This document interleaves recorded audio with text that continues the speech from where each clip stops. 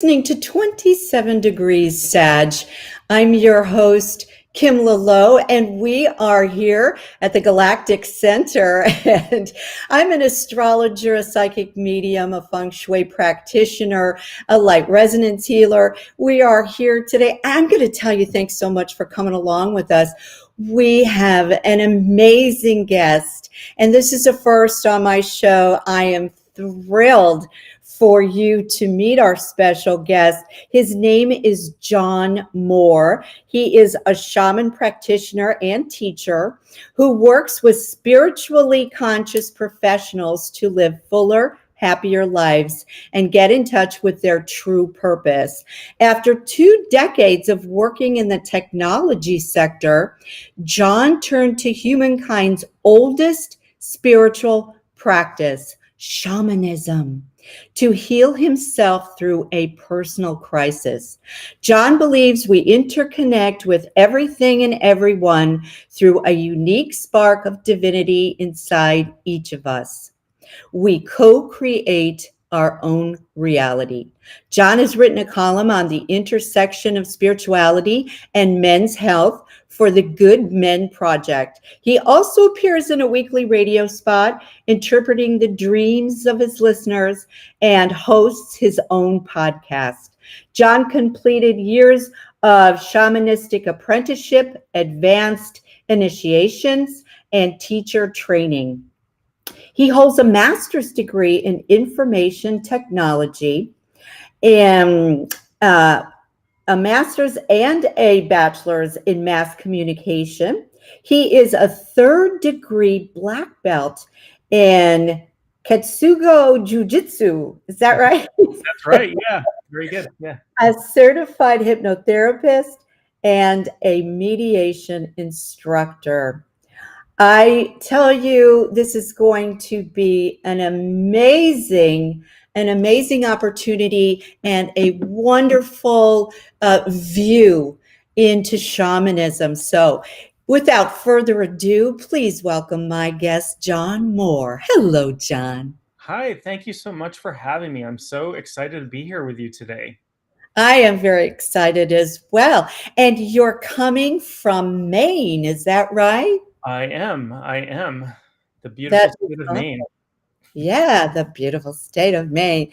Let's get our chat room going. Hello, everybody's coming in right now. I want to say hello. And if you want to join the super chat, all you have to do is go to youtube.com and join the chat. And we really appreciate it when you like, you share, and you subscribe. It helps our show immensely. We're going to start talking a little bit about, John, what is shamanism? How long has it been on the planet? What kind of, different sectors are there? Give us a little background. Sure. So shamanism, what is shamanism?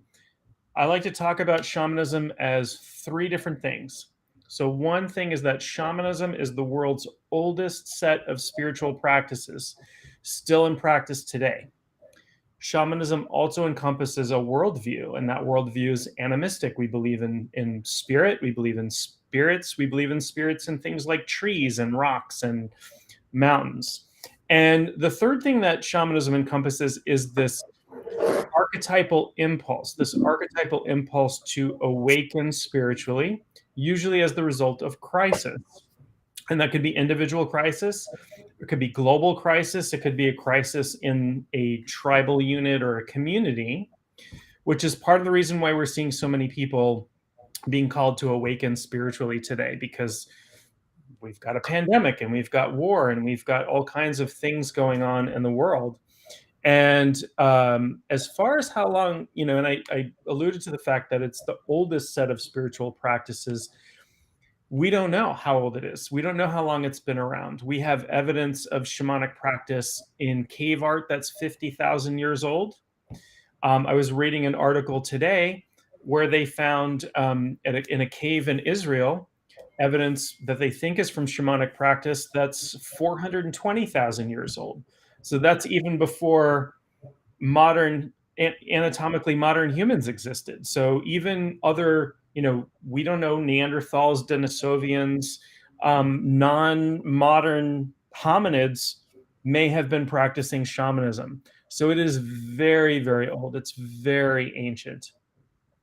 As a set of spiritual practices, the main practice of shamanism is called, we call it journeying in English, but it involves using an altered state of consciousness that's unique to shamanism. It's not the same thing as meditation. It's not the same thing as hypnosis or even taking magic mushrooms. And that allows us to travel in what we call non-ordinary reality, in other spiritual worlds. And then when we do that, we work with what we call helping spirits, which are spiritual beings. A lot of people have heard of, use the term spirit animal. We call them power animals. We have other helping spirits. We have ancestral helping spirits that we work with. And so there's a large number of ceremonies, techniques, rituals, that sort of thing built on top of that main practice of journeying that we use for healing, or to get information, or to really to work with and heal the world, and to do our own personal spiritual development. Exactly. And it was kind of odd because going back and going back through history that I was reading about shamanism and about how it was tracked to Northern Europe, the Tunis tribe, and it's really it's always referred to more or less as a tribal structure, and that the shaman was more of the social organizer of the tribe, and that understood certain ways or certain things that perhaps was in the best interest of the tribe, such as the plants they should eat and the plants they Right. should not eat, and also being what's called like the medicine man. This particular shaman was the one who would do the traveling and would provide protection for the tribe. So that was where this, I want to say, this reverence or perhaps sacredness came with the shaman of the tribe, that they all looked up to the shaman and really believed in what the shaman had to say. And, I got to tell you, John, this is kind of an interesting story, but I'm wondering about your take on it. It's handed down more or less the same type through many Indian tribes and indigenous tribes to this day. And there is a historical belief that the shamans of the Lakota tribe went on a journey and saw the dream that the Indians were protecting themselves against the invasion of the white man, Mm-hmm. and saw that they were literally eating up the white man. And this led to the whole, I want to say, motivation of Wounded Knee. And I just want to get a validation here, because I'm thinking, wow, I mean, that is huge, huge in the United States. And what do you think about that? Yeah, I mean, I'm not an expert in Lakota history, but I do know that there are at least 100 tribes in the Americas that are considered shamanic by anthropologists. So they have shamanic practitioners, and these people that have different names for them, medicine man or whatever, are there are lots of prophecies, and there are prophecies about the white man coming, even among the Aztecs, right? When they saw the white man coming in, they knew their time was they knew their days were numbered, essentially, because they had predicted this. They had predicted this in advance. And the same thing with Lakota. Lakota is a shamanic. A tribe that has shamanic practices, and there were the powers that be, from the the colonial side, outlawed a lot of these indigenous practices. You might have heard of the ghost dance, for example. I was going to ask you about the ghost dance. Yeah. It was actually against the law. You could be, thrown in prison for performing. We think about the United States being founded on freedom of religion, and we were outlawing spiritual practices and throwing people into prison for those things. But they were afraid of the ghost dance. They were afraid of the power of the ghost dance, and so a lot has been lost, unfortunately. But there is, there's still, and you're absolutely right. Shamanism comes out of tribal culture because we were all living in tribes at one point in history, and the role of shaman was seen as absolutely critical to the survival of the tribe. They had to do everything from, you're right, telling them which plants they could eat, to where to hunt and when to plant crops, and all of these things, and when to move from one location to another. And if that role weren't critical, it wouldn't exist, because these were people that, if they didn't eat, the tribe didn't survive. And so from that perspective, it was an extremely important role. And in some indigenous cultures, the shaman was so important that they were forbidden from doing things like hunting and fishing, which were considered dangerous. So they weren't going to go out and potentially get eaten by a saber-toothed tiger or something like that, because they couldn't risk the life of the shaman when they were out there. So yeah, you're spot on. You're absolutely spot on there. I've heard the stories about the many prophecies by indigenous cultures in the Americas, and a lot of these tribes sort of saw these things coming. Unfortunately. Right. And when you're getting to the prophecies, and tell us a little bit about how they do journey, and how they do prophesy, and not just that, but how they do cross the dimensions, that the underworld and things like that. Yeah. So there's lots of different ways to drive what I call the shamanic state, right? And very recently, they hooked up something like 500 shamanic practitioners to EEG machines. We now have modern equipment to measure people, and realize, like, oh, that people's brains are lighting up in a completely unique way when they're performing a shamanic journey. But this seems to be something that, as human beings, we're capable of doing. So it's part of our evolutionary history to produce this specific state of mind. Now, I use rhythm. So I use drumming or rattling, which is very, very common. Some cultures use dancing. Some cultures use extremes, physical extremes, like, they'll go on a fast, or, they'll go on a vision quest, that sort of thing. And it's all designed to alter the state of consciousness.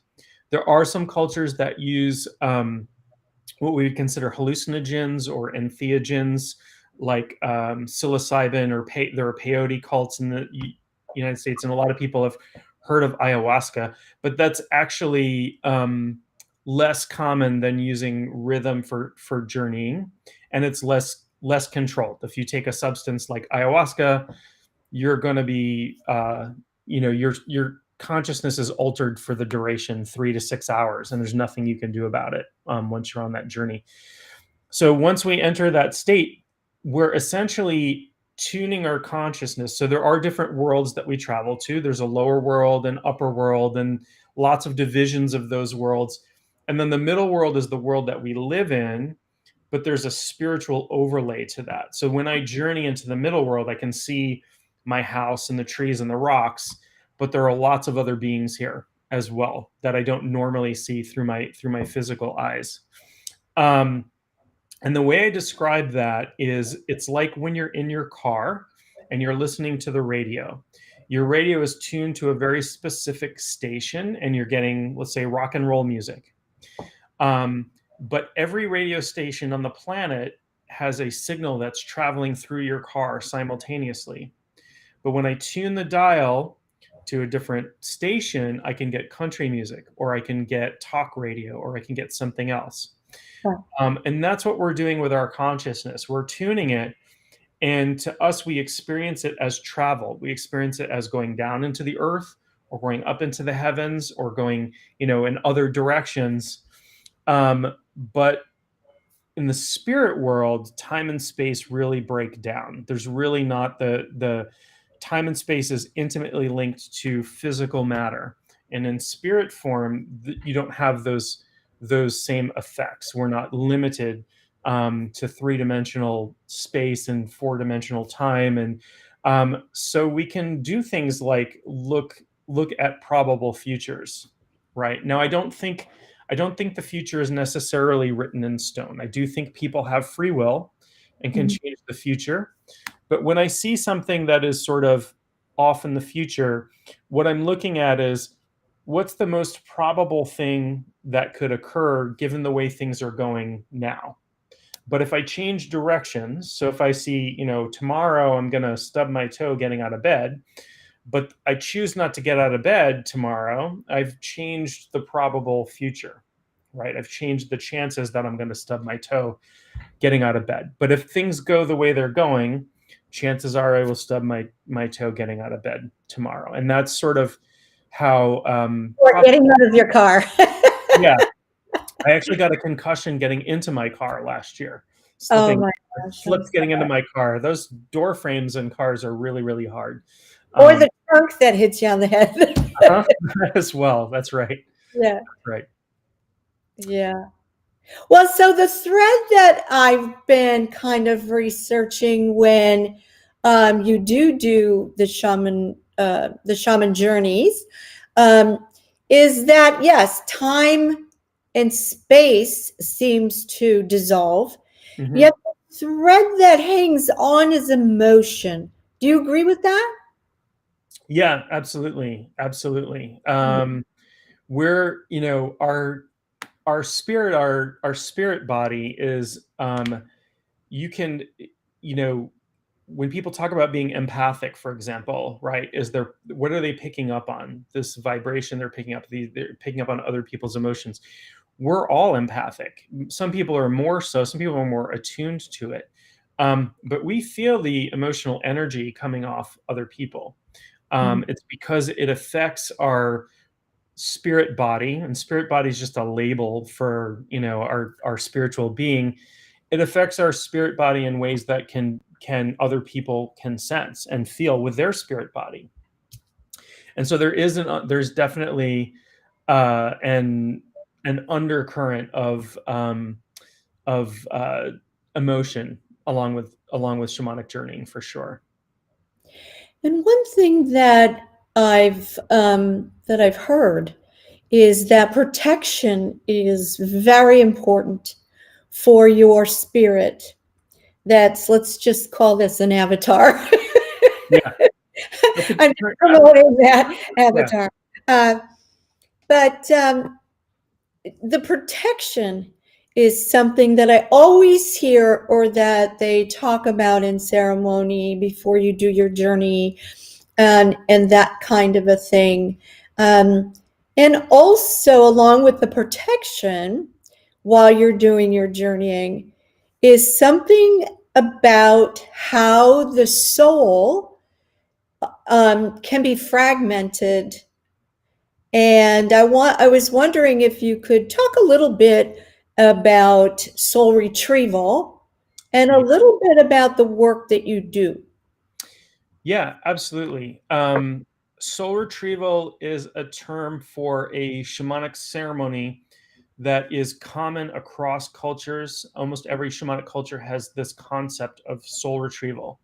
And the idea is that the soul, or we might call it the astral body, not the avatar or the vehicle of the physical body, can become fragmented. And it can become fragmented for a number of reasons, but the big one that people come to me for is trauma.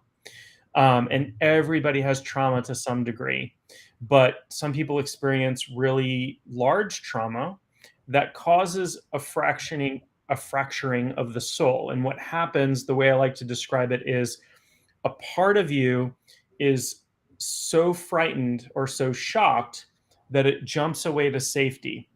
And sometimes that part gets stuck out there, or it feels like it's not safe to come back. And what can happen when we're not integrated with all of our parts like that, we're never truly broken. We're just not as integrated as we should be. We experience things like depression. We experience things like dissociation, like PTSD. It can cause physical symptoms, all kinds of physical symptoms.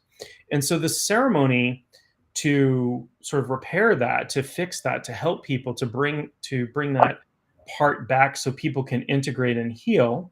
And I never say that I'm healing people. We all healing is self-healing. What I'm doing is I'm working with my helping spirits to create the spiritual conditions under which you can heal. And so with my helping spirits, I work to bring that part back in and find that part, find that lost part. And then it's up to the person who's having the healing done to do some of the work to reintegrate that part. And that can take, sometimes up to 6 weeks. Sometimes people have an immediate, most people have some immediate sensation or some immediate result from a soul retrieval, but the full effect takes time, because you imagine like you lost a child who was maybe 10 years old out in the woods, and then you find them 20 years later. They're not going to all of a sudden like run back in and be okay and come back and join the family. They have to be welcomed in gently back into the family. And that's very similar to what happens with soul retrieval. And that's a lot of the work that I do is soul retrieval. And when I first started out in shamanism, for like the first 3 years or so that I was in practice, 100% of my clients came to me with trauma. And the reason for that is that I have a background in trauma. I have a traumatic history, and I came to shamanism in part to heal from trauma. And so there's this idea of wound resonance. People can sense when Yes. in through the same thing, but has healed from it. And the beautiful thing for me about shamanism is that we have this saying that your wound becomes your medicine. So I can offer the medicine of my own healing, the journey that I've been through. And I tell my clients, I am not special. I am not smarter than you are. I am not more spiritually blessed than you are. I was not born lucky or anything like that. So if I can heal from my traumatic past, so can you. You can do that. And that is the gift that I have to offer, the gift of my own healing. And the work that I do, but also acting as, I hope, giving people hope that things can be different, that they're not stuck, because I felt stuck for years. I felt stuck for decades, and it's not true. You're not stuck. It can feel that way for sure, and I understand that, but I'm here to tell you that you're not, and that you can get through it and you can heal. Wow, that is amazing, and I'm all for that. I think every single person that's listening in right at this moment has already flashed on the wound that comes to mind, first of all. And then the next question is, how do I know if I have a fragment of my soul hiding somewhere? How do I know that? Some of us have been through quite a number of traumas. Sure. And, how do we know if we have a soul that's hiding in the underworld? Yeah. So, I mean, one way is, there are symptoms that come about as a result of this. And sometimes people have, say, a chronic disease that can't be diagnosed and doesn't get better. And you would, go see a spiritual healer that might say, oh, you've got some soul loss here and you need to repair that. The biggest symptoms I see are people will report to me a feeling of disconnection. I feel disconnected from myself. I feel disconnected from spirit. I feel disconnected from my spouse, my family, my community. That's a big one. And dissociation is another really big indicator. When somebody comes in and starts talking to me, and I feel like there's been some soul loss there, I'll normally ask them about dissociation. And not everybody knows what that means. But with dissociation, there are two kinds of dissociation. One is I don't, at least some of the time, I don't feel like I'm in my body. I feel like I'm floating outside of my body, or I'm not really connected to my body, or I'm a few feet back looking through eyes that aren't mine.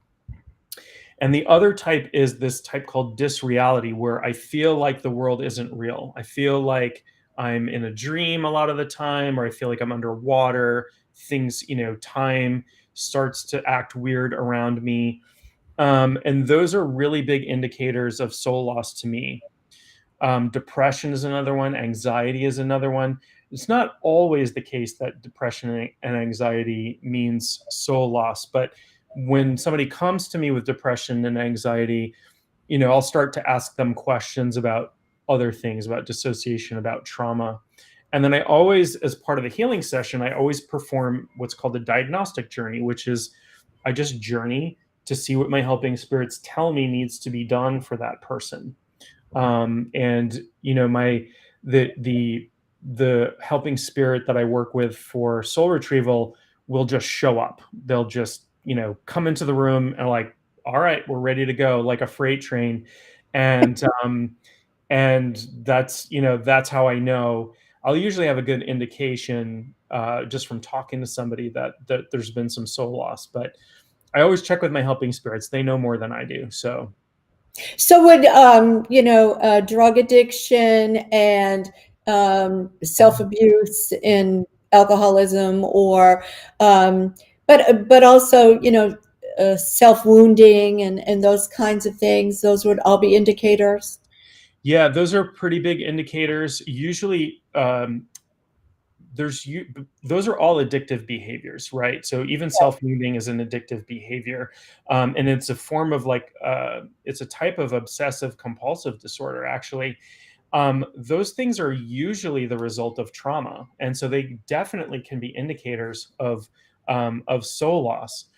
The issue with those types of soothing behaviors, right? And that's what they are. They're, I'm trying to self-soothe through taking drugs, alcohol. It seems strange to some people, but self-injury can be a type of soothing because it creates a dopamine release. Um, those types of things can be a result of soul loss, but they can also cause soul loss. So long-term substance abuse, long-term self-injury can cause soul loss. So the problem can exacerbate. The problem can get worse with those types of self-soothing. So, and I always advise people, if they come to me with that kind of thing, I want them to seek out a medical professional first and then come to me. I want them to make sure that they rule out any sort of organic stuff that's going on. I can provide spiritual help, but shamanic healing is not necessarily it's not a replacement for our wonderful modern medical science that we have and things like that. So take care of those things. You can also come to me for shamanic healing, and I will support you in your healing journey. But definitely rule out physical problems that could easily be taken care of by medical or therapeutic methods as well. Right, right. And so, knowing all of this, do you have protocol that you follow for herbs and different plants and different things like that, that would probably be more of a alchemy to enhance healing? So I personally am not an herbologist, but I do for that type of thing. I would refer people. So I have a fairly large referral network. I know shamanic practitioners that are herbologists that I would refer to, and I know shamanic practitioners who are medical doctors that I could refer to, and therapists.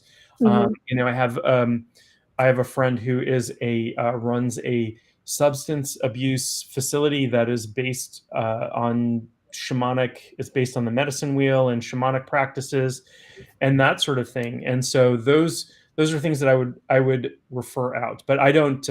Yeah, I'm not an expert in herbology. I do pretty much straight up spiritual work. But I do think that people should take advantage of everything they have available to them. And so when I was going through my healing process, yes, I was using shamanism, but I was also seeing a naturopathic doctor so that I could get prescribed the right kinds of herbs and supplements. And then I was also meditating and exercising and watching my diet and doing all of those things so that I could give myself the greatest possible opportunity to heal. So I do feel like people should take advantage of everything they possibly can to heal and sort of fire on all cylinders, so to speak. Right. And be the most complete human you can possibly be. Yes, You yes, know, so good. you're not just lumping along on two tires when you could have four and Right, have, having a great trip, a great right, journey. right. That's exactly it. And if I we are we are a spirit, but we have a body and a mind, and we really get the best result for anything we want to do when all of those things are working together. When we have all four tires inflated and they're all headed in the same direction. If I want to exercise and get into shape, I can think about that all I want, but if I don't get off the couch and go to the gym, that's not going to happen. Right, I get right, off the couch and go to the gym, but my mind and my spirit aren't behind that, I'm not going to continue doing that. And so that habit's not going to get built up, and I'm not going to get the results out of that. So we get the best results when all of those things are in alignment. And in shamanism, we're really about embodying spirit. We're really not, we're not about spiritual bypassing. We're not about, ignoring the body for the sake of the soul. We think all of these things are important. We have a physical body for a reason. We incarnated on this earth in this vehicle at this time to do some stuff, and we can't do when we're not in the body. And so we try to take care of all of that, and everything is important. So when you do your journeying and you have these particular spirits that are helping you, um, do you know where these spirits are coming from? A lot of people use angels, a lot of people use, masters and all of that. And so the spirits that you work with, tell us a little bit about them. Sure. Well, most shamanic practitioners, we build up quite a little I don't know menagerie of spirits, a group of spirits that we work with for different purposes, and they tend to be specialists, right? So when I'm doing soul retrieval, I have a particular helping spirit that I work with for soul retrieval. When I'm doing other types of work, there are other helping spirits that I work with for that type of work. So I have an ancestral helping spirit that I work with when I'm doing ancestral work, ancestral healing, past life work, that sort of thing. And this spirit is an ancestor of mine. This is an actual, somebody that I'm related to in my bloodline, 1,000 years ago, but, somebody who I'm directly related to. Power animals, and most people have, people use the term spirit animal and totem and power animal kind of interchangeably. They are different. Power animal is a spirit of a very specific animal that lived on Earth at some point, died, crossed over, and then took pity on me because I'm being born into this human body and don't have the advantages of being an animal spirit, and has decided to work with me. And I have a number of power animals, but we go to the lower world to meet our power animals. So we know, like, they always come from the power animals always come from the lower world. Some helping spirits come from the upper world, and so we tend to meet them in very specific places, and over time you will get to know where they come from if it's not immediately evident. So our ancestors are spirits that have died, that have crossed over, and when people cross over, they're transformed. That's a big transformation. Death is a big transformation, but all of their pain, trauma, all that stuff gets stripped away, and they become sort of these more pure spirits. But they still have some personality, but not really ego. It's sort of hard to explain. They're not non-egoic spirits. And some people work with angels. I do have angelic beings that I work with. And my view of them is not necessarily in line with the Renaissance paintings that we think of when we think about angels, of the blonde, blue-eyed, fat babies with wings kind of thing. These are pretty powerful spiritual intelligences that are out there. We put them into we conceive of them with form that makes sense to us because they're essentially formless, because they're spirit and they're these powerful intelligences that can affect things. Those are, you might think of them as like a throne. We're enthroning them into form when we conceive of them as a blonde guy with wings, or a chubby baby with wings, or however we conceive of angels. But ultimately they're formless. But for us to make sense of them in our limited human minds, we kind of ascribe a form to them. So, to begin with all of this, I want to hear about your initiations, and if somebody wanted to study shamanism, what is your advice for them, and how they take their first step, and all of that? Sure. So in shamanism, initiation is, I've gone through lots of initiation ceremonies. Initiation is done by spirit. So I could go through a ceremony and, might mean something. It might not mean something. I happen to have gone through some very meaningful ceremonies. But the real initiation is done by spirit. And initiation in shamanism is not an easy thing. It shakes up your life. It pulls your stuff up and makes you look at it. So I don't necessarily recommend, I'm not out there proselytizing shamanism and saying that everybody needs to study shamanism, but people who feel called to shamanism, it's a really good idea to seek out a teacher, because if you ignore that long enough, the universe is going, this is my theory of, I call a slap across the face with a wet fish by the universe. The universe is going to turn the volume up and turn the volume up and send signals, and you're going to ignore them because, we're human and we have an ego and we think we know better. And eventually the universe is just going to go, well, all right, I'm going to slap you across the face with a wet fish. I'm going to give you a rude awakening that's going to force you into this path. And that might come with an illness, or it might come with some other kind of crisis. And that seems really harsh, but it's part of human experience to go through some pretty harsh crises. But if you can waylay that a little bit, if you feel called to awakening, shamanically, then, seek out a teacher. The best way, you can buy all kinds of books, you can take all kinds of online classes and things like that. And those are fine for kind of dipping your toe in and getting an experience of shamanism. But the best way to learn shamanism is with a teacher, whether that's in person. I teach people all over the world, so I teach over Zoom, one-on-one. I teach mostly mentorships at this point, one-on-one. But you might get involved with an apprenticeship, which might have 20 people in it, where you're studying with the same teacher over a period of time. And that teacher-student relationship is extremely important.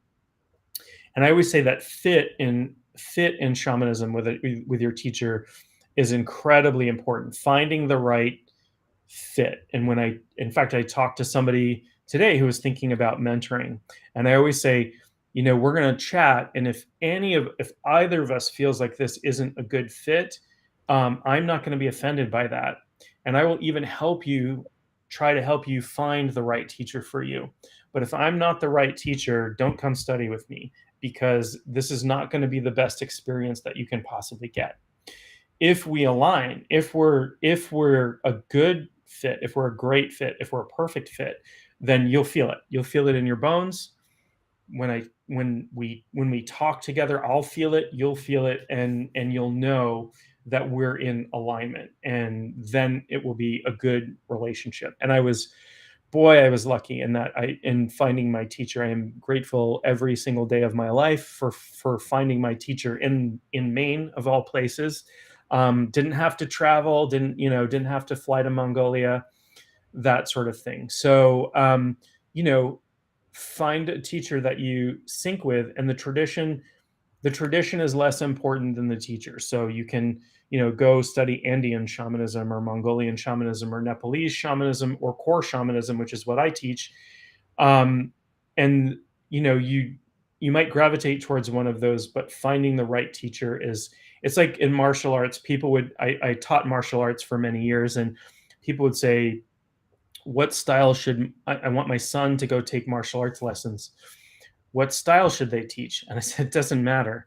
I'm like, go find a teacher and a school that your child is going to go learn from and get a good experience from, because the style doesn't really matter that much. To be honest, there's not one that's better than the other. But if your child can go there and have a good experience and learn and build their self-esteem and their self-confidence from being there, that's really what you want. And it's the same thing with shamanism. When you connect with a teacher, you're going to develop your spirit. Your teacher is not going to create a dependent relationship with you. They're a guide, not a guru.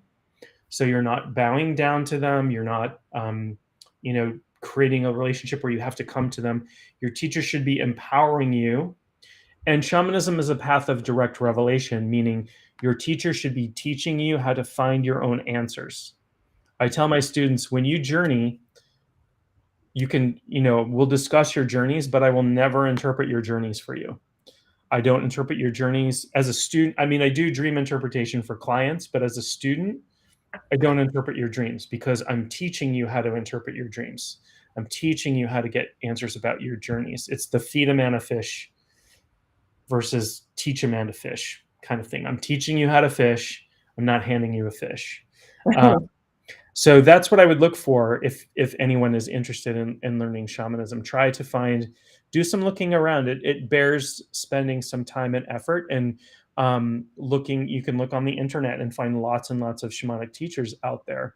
Find the one that you identify with. You can watch teachers. A lot of teachers have podcasts and YouTube videos and all kinds of stuff out there, and see if you like how they're explaining things, because the learning style is important too. Right. I want to say hi to everybody in the chat room. Thanks so much for coming along. Ivy and Betty and Julie and Bill, and I know Carla and Sheena are listening as well. There's many people that haven't jumped in the chat. If you have any questions for John, please post them on the YouTube super chat room so that we can go ahead and relay them, and you can get an answer for John. But there's so many other things that I want to ask you about. So as far as relating to the planets and the stars and the other dimensional beings, the galactic beings, as far as shamanism goes, what do how do you view the eclipses, by the way, since we are having a huge blood moon eclipse coming on May 15th to the 16th, depending on where you're living right now. And are there any hints, any advice about the eclipse coming our way? How do you feel about that?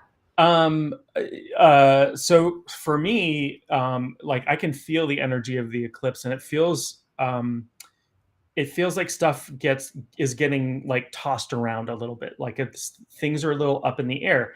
That's not necessarily a bad thing. And that just means there are great opportunities to change. It's hard to change things when everything is at rest, right?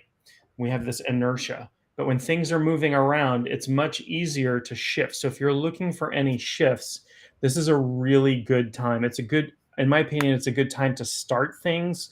We just came out of a new moon. We just came out of Beltane, which is the 1st of May, which is, a traditional Celtic holiday marking the point between spring and summer. And, this is a time of beginnings to me, and great transitions. As far as the planets and the stars and everything goes, from a shamanic perspective, these things are spirits. They don't just have spirits. They're not just physical beings. They are spirits. And I'm sure you know this, but like the planet, let's take the planet Jupiter, for example, named after the god Jupiter. Well, the ancients didn't say we're naming this planet after the god Jupiter. That was the god Jupiter. That is the god Jupiter in the sky, right? That is a powerful spirit because it has so much effect on us. And we are all interconnected. And these are powerful beings, they're powerful consciousnesses unto themselves. They're powerful intelligences unto themselves. And they do have a very huge effect on everything, because we're so closely connected to them. And I believe, and I think science is proving this out. There was just an article that they found all of the components of DNA in a meteor recently were star stuff. We come from the stars, not just like every molecule in our body, every atom in our body comes out of the belly of a star. But I believe the building blocks of our life, our DNA, didn't originally, the components that make up our DNA didn't originally develop on Earth. We come from the stars on a biological level, but spiritually we're also connected as well. And it's interesting that you asked. There are lots of synchronicities happening right now. So reading today, as a matter of fact, about ancient shamanism, this 400,000 years old, I was reading about the cult of the swan and swan shamanism and how important that was. And it's very much related to the constellation Cygna, and that all of these ancient cultures believed that that's where they went when they died, and that they turned into spiritual swans and flew on the wings of birds to this constellation. So there are lots and lots of connections there with shamanism, with our ancient ancestors, even pre-Homo sapien ancestors. There are connections with astrology, and we don't know. I'm very fascinated right now with the archaeological research that's going on in Turkey, where they're digging up this place called Göbekli Tepe that is huge. That's 7,000 to 10,000 years older than Stonehenge, this megalithic site, and that has these animal carvings on these pillars that are, astrological things. Like you've got the scorpion, you've got you've got all of, you've got the astrological signs that are. This is far older than we thought they were. Yes. When people first started looking at these things. Yes. So I think the more we learn, the older things are going to get, the more that they're going to be connected to our human origins. Right. So astrology and shamanism go really well hand in hand. I have a really good friend, Terry Morgan, who's a shamanic astrologer, who just did a class on Shift Network about shamanic astrology. And so I think these things both go back to the very origins of our species, and our starting at, our starts of our civilization and our starts of our spirituality and our culture. Yes. And I think the more we come to the acceptance that we are from the stars, that we are all galactic beings having a life on planet Earth, it's all going to make sense. Yes.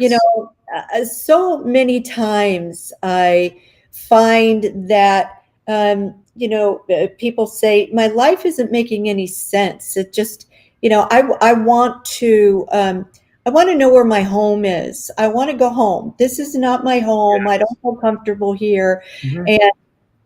And you have to kind of um, entertain the belief that you've lived in on many different dimensions and in many different ways, many different planets, and many um, different let's just say homes. Yeah. Yeah. And real home is source, when you go back to source. Right. And there's, when you talk about the original storytellers, and people think, well, it's the Aborigines, or, it's some type of tribe, the Cherokee or whatever. You're thinking the Tunis tribe we were talking about in the beginning of the show. And when you really go back, you're just time and how old these beliefs and these Mhm. stories and the original storytellers. When we go back, people are fascinated by Greek mythology, and then when you go back to shamanism, it Right. just blows doors. Right. Greek mythology, and you can really get into the physiological, story about all of that. But the thing that I find fascinating, and something that you do in your work, is dream interpretation.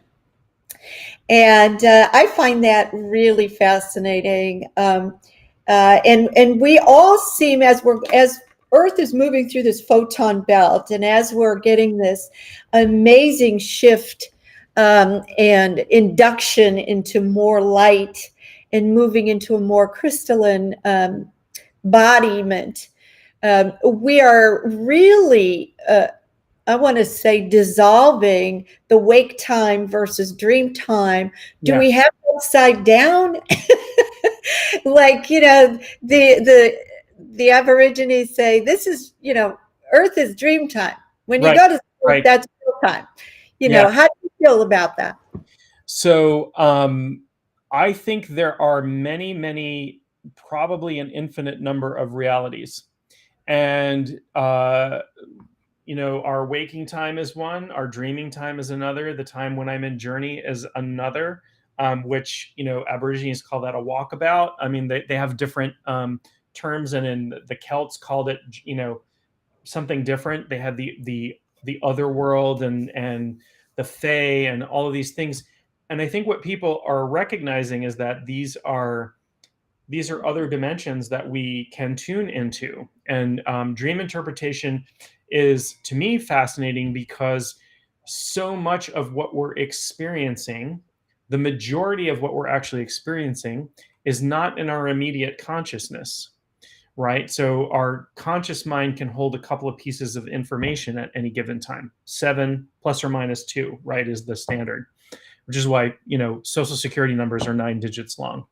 But our unconscious mind, the parts the parts that, we're conscious of, but a level that's not in our prefrontal cortex at the moment, is billions of bits of information every second coming in. And that's through our normal senses. Now imagine when we have an etheric body, we have an astral body, we have a causal body, we have a mental body, we have all of these other bodies that information is coming into us through. And people are like, well, I'm not psychic, or I'm not developing my intuitive powers, or I'm not this and that and this and that. You are. You're connected to everything always. It's just a matter of being able to tune into that. So when we dream, our these physical organs shut down, our sense organs kind of shut down. And so we're able to cut through the clutter of this world and experience other things, experience stuff coming up that we're not normally conscious to. And that can be very, very deep information. That can be super deep, super powerful, transformative information. And many shamanic cultures, um, Aborigines are one, dreaming is incredibly important. There are Native American tribes as well Dreaming is incredibly important, and you would, in family groups, gather every single morning and discuss your dreams. And we don't necessarily do that too much in this culture. And so many people will say, I don't dream. I don't dream, which is Yes. not true. Everybody dreams every night. Yeah. You don't remember your dreams because you haven't trained yourself to remember, and you can train yourself to remember more and more of your dreams. And if you lived in a culture where you talked about your dreams every single morning, you would remember your dreams in great detail, and you would So get information. segueing into, we have someone in the chat room, Vandana, and she said, I had a dream of opening a big watermelon filled with honey. What does that mean? Can you give her a 2-minute? Sure. Yeah. I mean, it's a little out of context to just get those dream symbols, but what I'm getting is that, watermelon is this sort of large source of sustenance, but when you open it up and it's filled with honey, I think of like ambrosia, nectar of the gods. There's some hidden gold in there. So this is about something that's sustaining you that is at least partially hidden. And I think that honey is actually probably a pretty spiritual metaphor, right? I'm thinking about this golden light colored stuff. Honey is a beautiful substance in itself, but in so many cultures, honey is something that's very divine. We talk about nectar of the gods or ambrosia or something like that. It's frequently discussed in terms of honey. So there's some, I think, hidden gift for you. And there's a hidden gift for you in something that is sort of mundane and sustaining you already. But when you look under the surface, there's going to be a tremendous spiritual gift for you. I don't know what that is. You'll have to do some exploration on that. But that's my take on this dream of the big watermelon that's filled with honey. Now I kind of want to eat watermelon with honey. I've never done that, but now I want to try that. I know we all do, right? Yeah. I'm going to put some in my tea just to participate with y'all. There you go. All right. Sounds great. So if someone wanted to ask you some more questions or maybe to, book an appointment with you, how do we get a hold of John Moore? The best way is through my website, and that is Maine Shaman, MAINE, the state, Shaman, SHAMAN.com. I've got all my social media. I'm kind of a nerdy, so I have an app, I have a podcast, I have a YouTube channel. There's all kinds of stuff, but you can find it all there, and that's the best way to get in touch with me as well. Great. And we've got, now everybody's chiming in, of course, with dreams. Should have started this a lot earlier on the dream theme, but it's very important with this, with this huge eclipse coming up. Is that a good time to do journeying, to do a shamanistic journey during an eclipse? Yeah, I think any large astronomical events are great opportunities to journey and get more in touch with what's going on. So I like to journey to the new moon quite often, like every time the new moon comes around. I don't know, I have a thing. I love the new moon every time that comes around. Eclipses are incredibly powerful and rare, somewhat rare events. So if you have the journey skills to do that, it's a fantastic time to do that. So anytime there's something big astrologically happening, I journey every day, but I think doing a specific journey about what's going on astrologically is a great thing to do. I think so too. My experience about shamanism, I did during college take a wonderful seminar and class with my professor, and we had the rhythm. We had the rhythm tools and the drumming, and the drumming for me was very powerful. The beating and very powerful to carry you into that journey. We did go assisted into the underworld, and we did observe a soul retrieval, which was really amazing. But I did find my power animal, which was it was a black panther, Uh-huh. and and I became this animal. I Yeah. don't know how this happens, but it happened. I was a four-legged. I ran so fast. It was lightning speed, you know. It was amazing, and just the amount of freedom and the perspective of being on the ground like that was something I'll never forget. It was just something I will never forget. Yeah. Very, very amazing. Um, anyway, that was something that I did experience, and I hope every single person here that's listening gets a chance to have your own journey and your own time with a wonderful shaman like our John Moore here that joined us this evening. I just loved every moment of our conversation, John. Please come back again. I wish you wonderful releases of everything you don't need anymore during this eclipse.